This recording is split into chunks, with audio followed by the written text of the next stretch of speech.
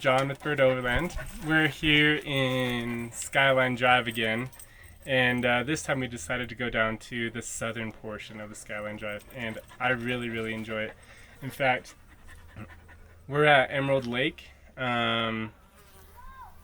which is pretty far south. It's kind of near San Rafael Swell on Skyline Drive. However, it is beautiful out here. I would definitely recommend checking out Emerald Lake. There's a few campsites, maybe like 2 or 3. We were here all night long. We didn't see anybody until today.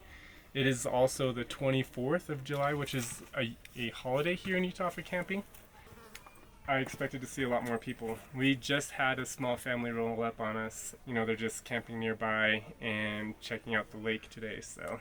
This is the first time we did the entirety of Skyline Drive, and I would have to say that I really do enjoy the southern end of Skyline Drive a lot more than the northern end, specifically after road maintenance ends. You're driving along a lot more mountaintops and a lot more ridges, whereas the north end, you're driving along and you're really high elevation and it's really cool.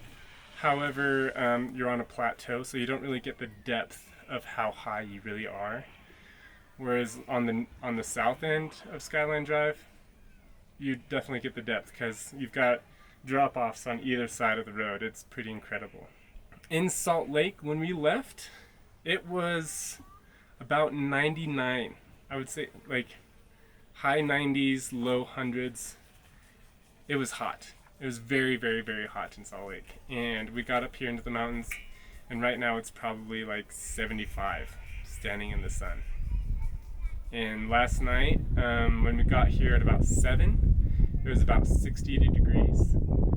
I would say that bring a good sleeping bag with you because we left all the windows of the tent open last night, and it got cold.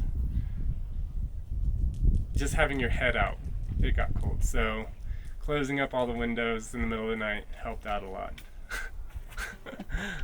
Poor dogs.